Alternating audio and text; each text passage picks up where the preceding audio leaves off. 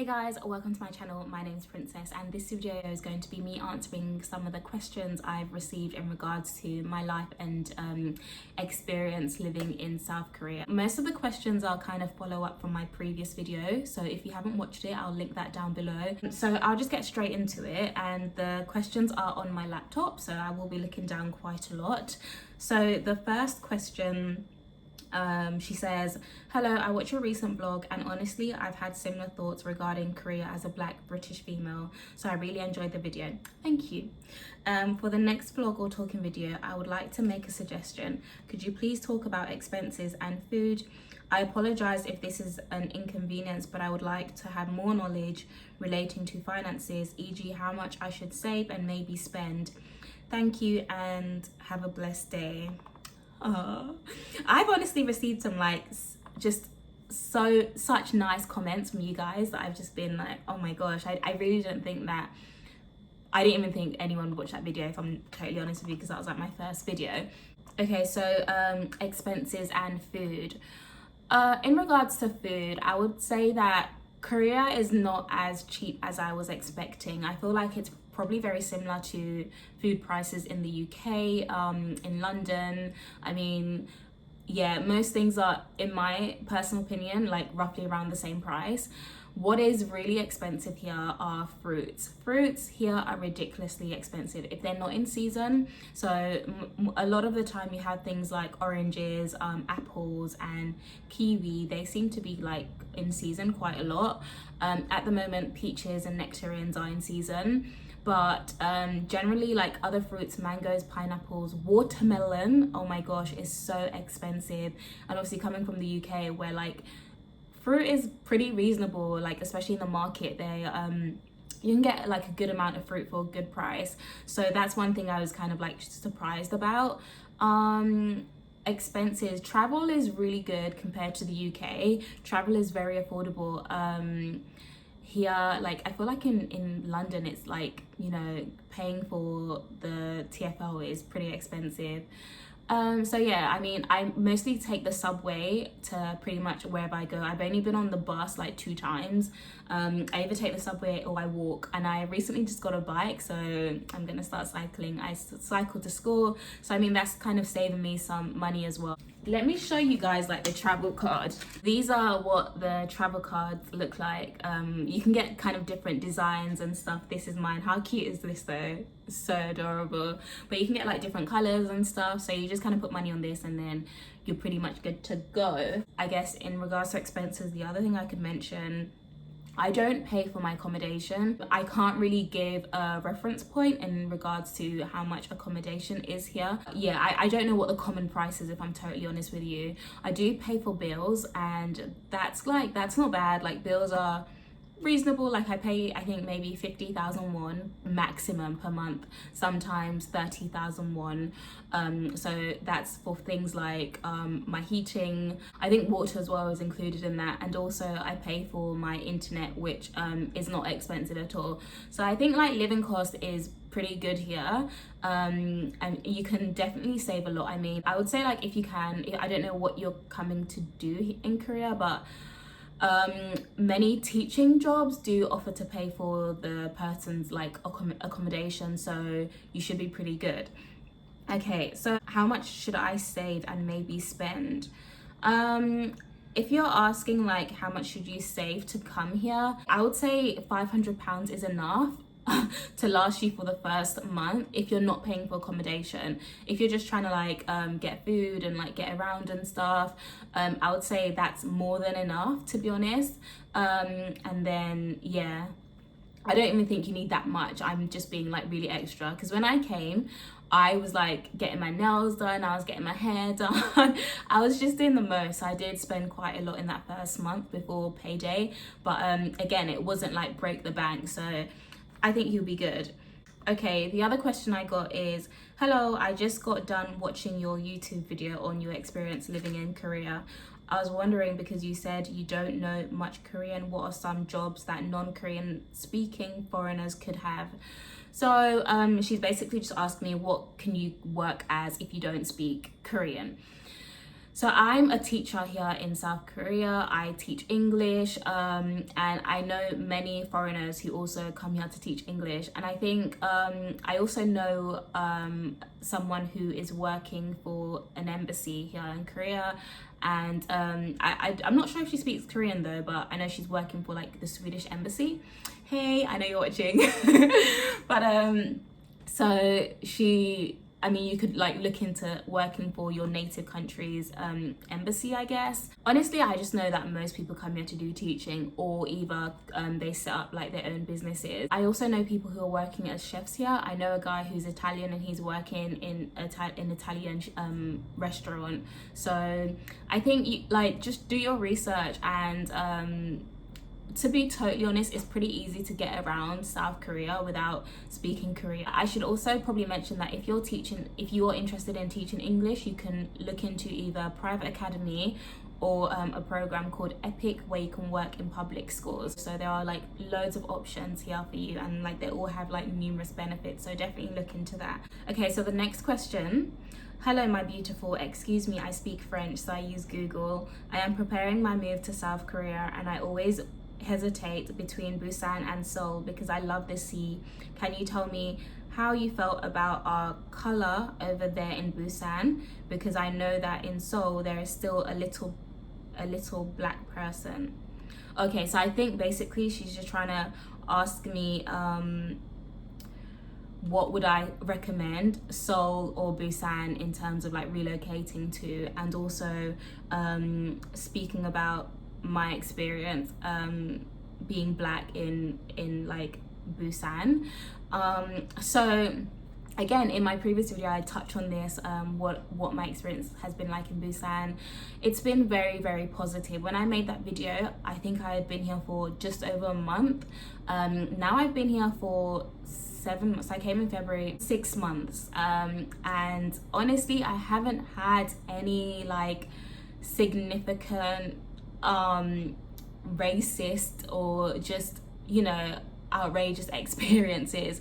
I just haven't. My experience here has been really, really good. I do know that there was an incident a few weeks ago with like Americans celebrating the 4th of July, and like they just went like crazy, and it did make some Koreans a bit hostile towards foreigners. So I know a few people who came to Busan and they said that they had been refused entry into like some restaurants and some bars because of that specific incident with like American foreigners.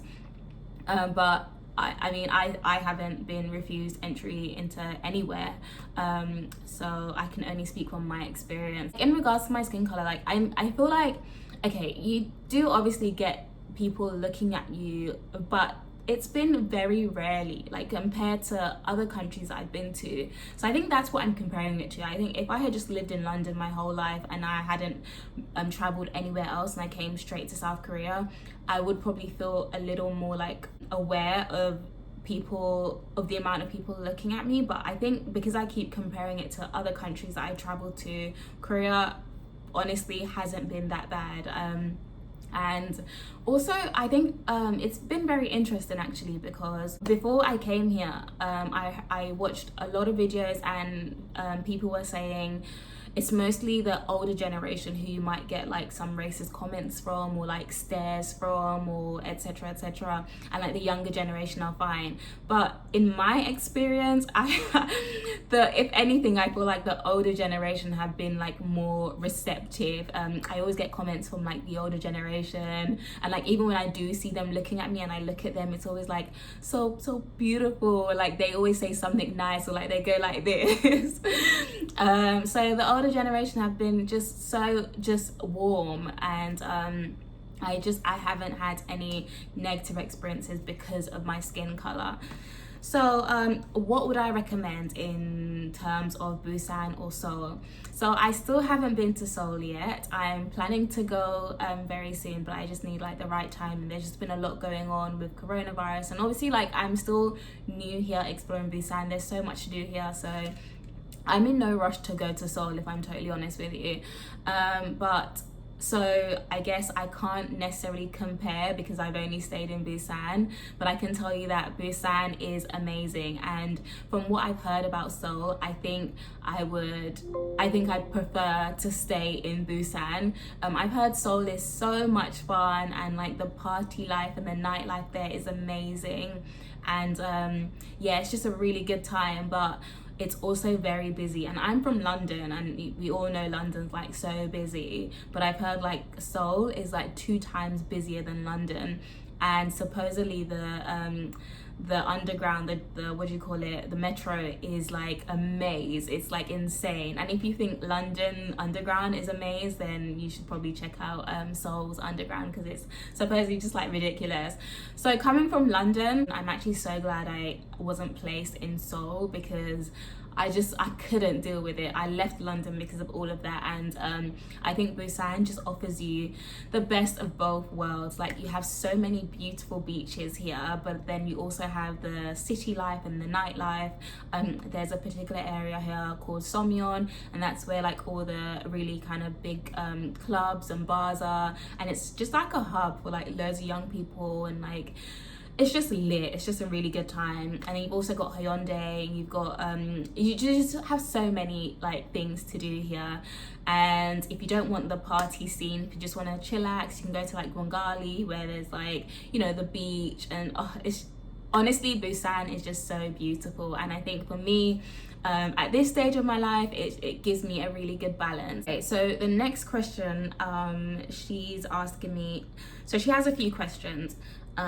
Number 1, do you often feel out of place, as if you don't fit in with the mentality? Okay, do I often feel out of place? No, I don't.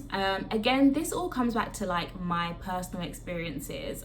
I've kind of been in loads of different like scenarios, and I've been in a lot of different kind of crowds, and I have like my friendship group is very diverse, and I think throughout my life I've been like placed in situations that have made me feel really awkward, and I've definitely felt really out of place. But I feel like now those experiences have definitely made me feel like a lot more comfortable with this situation. Like, I'm comfortable enough with myself as well. I think in the previous experiences that I've had, and not just like going to other countries, even just like being at work. So I mentioned in my previous video, at my old workplace, I was the youngest, there wasn't that many black people.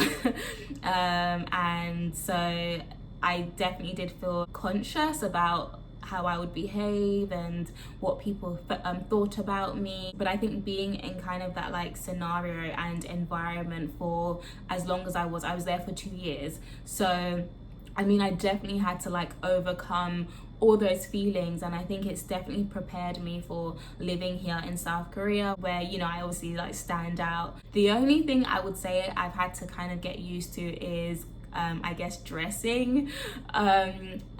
Yeah, I think I'm gonna like touch on that on a separate video and just kind of go into more depth. But obviously, coming from London, you know, you can kind of wear whatever you want to, like, and no one's really giving you side eye. But in Korea, it is a lot. The thing is, people say like Korea's a lot more conservative, but from what I've seen, I don't feel like it's that conservative. I honestly don't.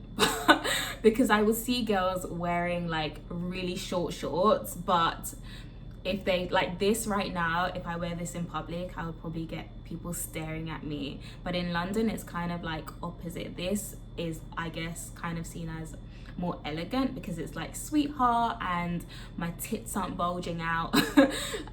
Whereas like if I was wearing some really tight small shorts, I think in London that will kind of be seen as more, I don't know, I guess more like, not even promiscuous, but just more exposing than this, I guess. So I think that's probably the only difference in mentality. But then at the same time, I do see girls who wear this. Obviously it's definitely like the younger generation. They are more kind of like a bit more, I guess, liberal in terms of like how they dress. So, but yeah, I'll touch on that in another video. Okay. And also I think in regards to mentality, I'm Nigerian by background, so it's very interesting because I think culturally, Nigeria and South Korea are very similar in culture. So here in South Korea, you have to bow to your elders, and like you have to kind of bow to like basically everyone you see. Everyone I see, I just bow. But I'm also Nigerian, and like in Nigerian culture, as a female, when you're greeting your elders, you have to kneel down on the floor. So that's how I've been raised, and if I see my elders till this day, I would kneel, out of respect. Like, it's not an issue for me. So, but obviously, like, I think if I was just British, we don't do that. We just say, hey, you're right, hi. And I guess in that sense, it could have been a bit like, oh, weird, or why am I bowing for? So for me, again, no difference in mentalities. There's a lot of respect for elders here, and I think that's how it should be. The second question, this video is going to be so long, but you guys have given me so much questions, so I just hope it's really helpful. Okay, so her second question: have people ever come up to you to say negative things about your skin? No, absolutely not. No one has said anything negative. People have come up to me to say positive things to me about my skin. The other day, this was on Friday, I was actually wearing like a strap top, but it was like a fixed strap, and it was just like a straight cut. And I got on the train, it was pretty late at night, and this elderly woman was just staring at me, and I was thinking, oh my gosh, like, she's probably staring at me because my shoulders are out, oh no. But then she was like, oh, you're so beautiful, and like your skin, and I was just like, oh, thank you. So even that's what I'm trying to say, like, even though what I was wearing isn't considered like appropriate to like, I guess, the Korean culture, she still was admiring me and admiring my skin. And she wasn't negative, she didn't say anything rude to me. So yeah, that was that. Her third question: when your Korean is not at its peak, how difficult is it with getting to different locations? Not difficult at all. Everything is on an app. Korea is very progressive with technology. So you have an app for metro, and you have an app for like buses, and you can translate it to English. So that's what I do. I just put in wherever I want to go, and it just tells me which stop I need to go to. And also on the trains, it does say the name of the place in Korean and English, so you kind of know where you're going. There are times when, well, actually, very rarely I've had to ask someone for directions, because we have maps now, so you can just put in where you want to go, follow the route, and you're at the location. And if I do need to ask someone for like directions or just for anything, I just use like a translating app. There's one called Papago, I think that's how you say it, but it's very popular here in Korea, and I just use that. And other times, just body language. Just body language. I feel like it's the universal, everyone understands pointing or like something. So yeah, it hasn't been that difficult. Okay, her fourth question: are people over there actually woke, and is it easy for you to find a little group of friends over there? Okay, so I'm not sure what she means by the term woke, because I think that's very subjective. So I don't think I can answer that question, I'm sorry. But is it easy for you to find little groups of friends over there? So because I don't speak Korean, I would say it is a little more difficult for me to make friends here, because Koreans, I feel like they understand English, but because they don't have the opportunity to use English in everyday life, they kind of shy away from speaking it. So most people speak Hangul, and so like, yeah, I think it's a little harder if you don't speak Korean to make Korean friends.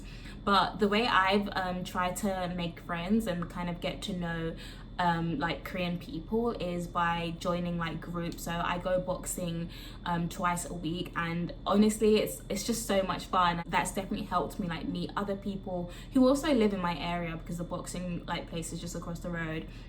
So it's like a good way to kind of like get to know people in like your community a lot more.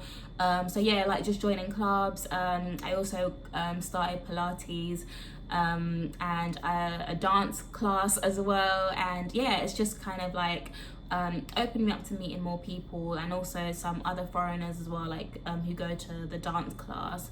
So I would just say like try to join kind of like things that you're interested in, groups, clubs or whatever. And yeah, I think that's like the easiest way to make friends, because you also meet people who have like similar interests to you. So she also actually sent me another message.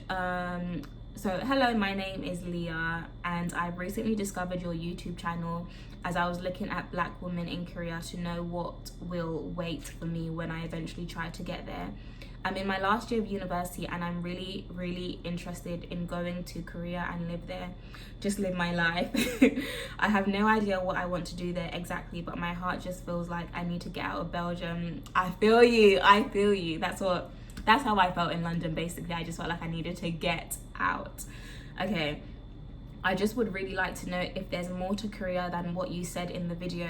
I'm a really sensitive person, so when people insult me, I sometimes let it get to my heart. How the working life is there for us Black people, and how you made friends and free time over there.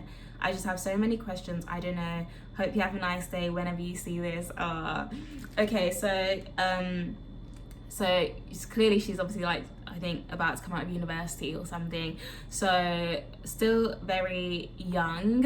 And I think it's hard, like, because I've kind of been there. So I think you really, if you're gonna travel, I think you really have to grow some like tough skin, because regardless of wherever you are in the world, actually people can insult you, people can say rude stuff, and I think if you're gonna allow every single thing to like affect you and affect your being, then it's gonna be pretty hard for you to like just navigate this life.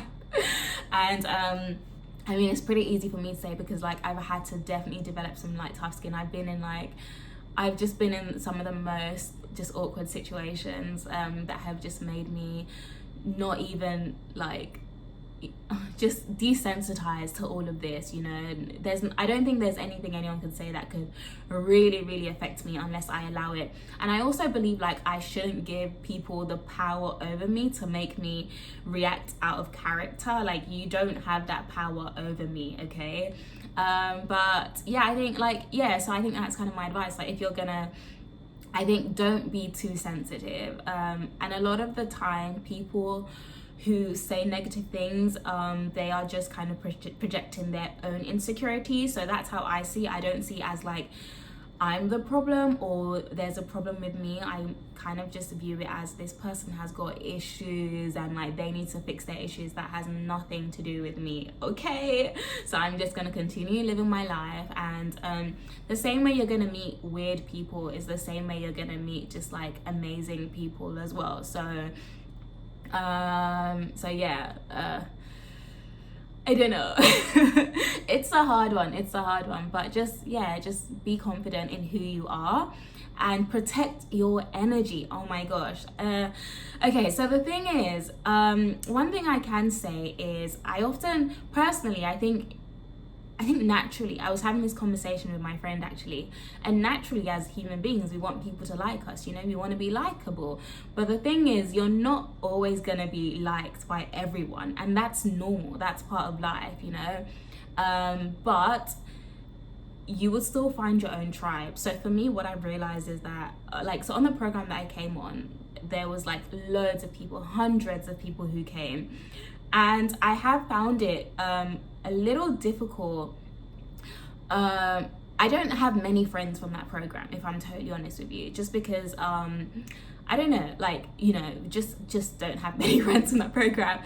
But I'm okay with that, because I think you will, if you be yourself, you will attract your tribe, even if that's one person, two people. But if it's really meaningful relationships, like, I'm completely fine with that, rather than being liked by so many different people and not having that like connection or like deep bond. Like, you know, it's just like, oh, this person likes me, but is it meaningful? So I think don't be too sensitive about who likes you, who doesn't, etc, etc. Just be yourself and you will attract your tribe. So yeah, I think that's what you need to do. So the other thing she said was, if there's more to Korea than what you said in the video. Yeah, there's absolutely a lot more to Korea than what I mentioned in like my previous video. You just have to come and experience it for yourself, and I can probably assure you that you would have an amazing time if you have a very optimistic outlook and just are open-minded as well and open to trying new things and new experiences. I do think you have to put yourself out there as well to really get the most out of your time here in Korea. So yeah, how's the working life there for us Black people, and how have you made friends and free time over there? So I kind of touched on the friends thing already. The program that I came on, there's like loads of foreigners, so I made like a few friends from that program. Not many, but I would say the people that I am friends with are like my really good friends.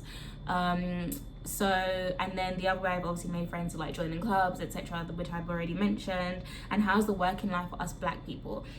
Okay, honestly, I can only speak from my experience as princess, as you know, one Black female. I think don't really want to kind of group every Black person's experience, because I think you will hear different stories. My experience working, I haven't had any issues. Like where I work is just so the two co-teachers that I have are amazing. We are very similar in many ways and also very different in many ways as well. And I'm very chilled and laid back. So, you know, I understand that I am in their country. They have their way of doing things. And again, they're older than me, so they have like a lot more experience than I do.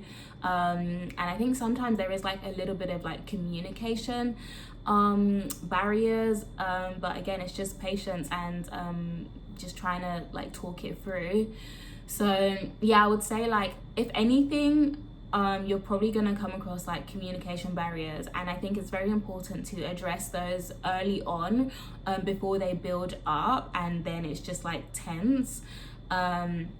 So yeah, I think sometimes like if I say something, my co-teacher might not understand completely, and sometimes if they say something to me, I may not understand completely as well, and then I end up like doing the wrong thing or something. But then like it's just about explaining, you know, like, oh, I'm sorry, like I didn't quite understand, and next time maybe like typing or something, or yeah, just finding ways to overcome those like communication barriers.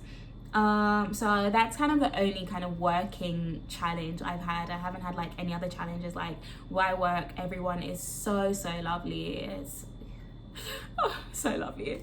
So okay, those were like my Instagram questions.